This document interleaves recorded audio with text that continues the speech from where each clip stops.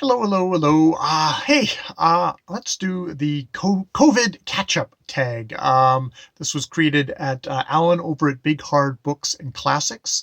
I'll leave a link down to his video down below. He is such a unique fellow on BookTube. I think he's one of these guys that I didn't quite know what to make of him as I came on to BookTube. Just like, what's up with this guy?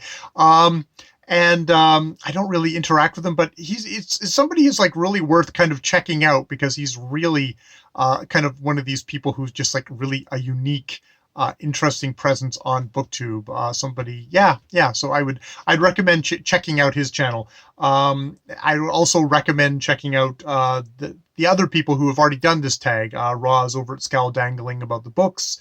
Sonia at Enthusiastic Reader, Steve Donahue, and James Holder have all done versions of this tag, and it's a really nice tag to kind of just check up and see, how are people doing this way. It's become, in some ways, it's become the new normal. It's like, yeah, this is where we are at, yeah. Okay, so with that said, let's get on with the questions of the tag. Number one, when did you first hear about COVID-19? And I think, like most people, I heard about it sort of December, January on the news, just sort of reports of something happening in China, and just like, oh, okay, like that's not great. But it's like, oh, it's just like, it's another one of these international news stories that, in your own little provincial way, you don't think, oh, this is going to affect my world, really alter my world, really have very personal impacts on me.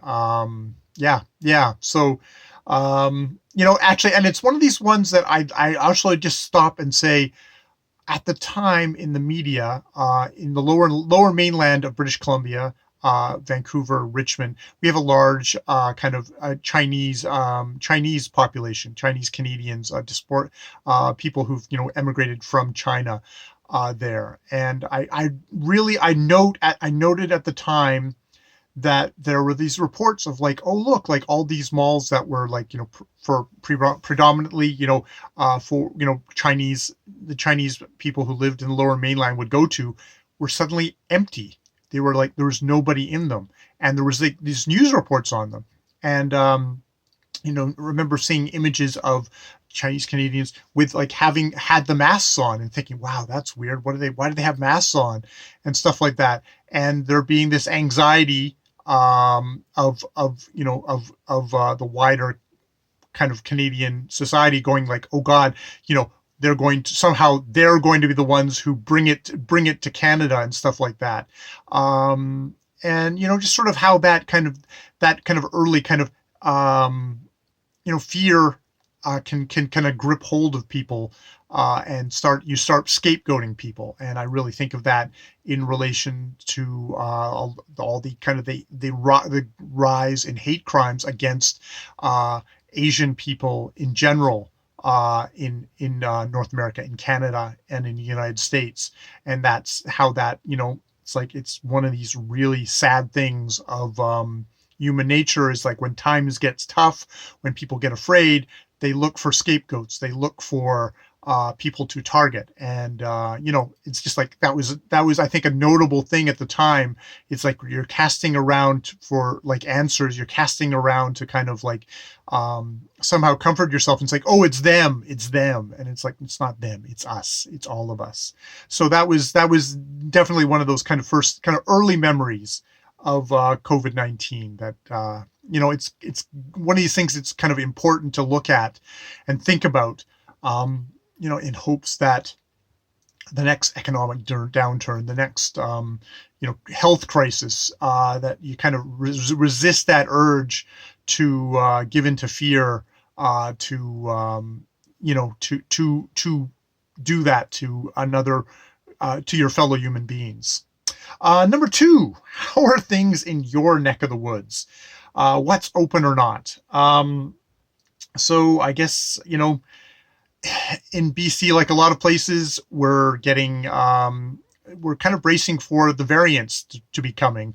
I know that already. I'm in BC. I know that already in like Ontario and Saskatchewan, the predominant strain of COVID is, I think it's the one from the UK, is the more is has outproduced the old one, and it's much more contagious. So there definitely are kind of bracing for the more contagious version of COVID to hit BC. That said, it's kind of surprising how many people seem to be kind of going about their regular life, or how much they've kind of just adapted. Everyone here is wearing masks. Everyone wears masks, I think, pretty much. It's just like that's de rigueur. But it's like I drive by malls and it's like they're full of cars and stuff like that. And it's myself, I'm not, I go grocery shopping, but that's about it of kind of stuff like that. And because I'm a support support worker at a group home, I've been going to work all this time, so that part of my life has been pretty much the same. As of March the 24th, that's my latest thing. There's been almost 600,000 doses of the vaccines have been administered to people in the province. We're very much going by kind of an age. Up until very recently, we've been going by kind of just an age-based thing of going down the age groups thing. So that means my mother-in-law has gotten her appointment to go get her vaccination because she is over 80. We're still restricting social gatherings for any people. It's supposed to be not over 10.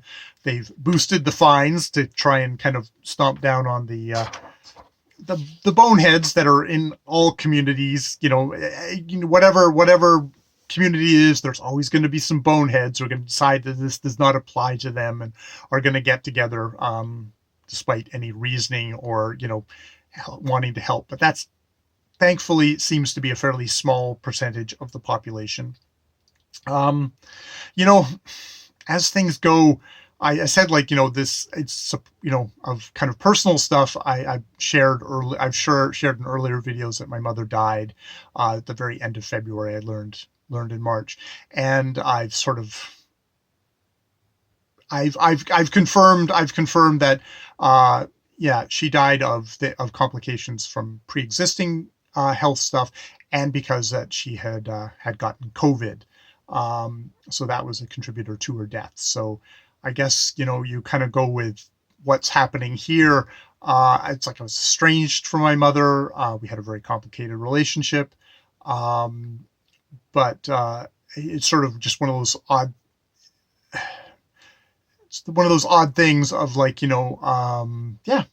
someone, the woman who gave birth to me died partially from COVID. And so that's where I'm at. So that's where I'm at. As for number 3, beach reading, what are you looking forward to reading after COVID? I guess whenever that is, I'm probably going to reread The Mirror and the Light by Hilary Mantel.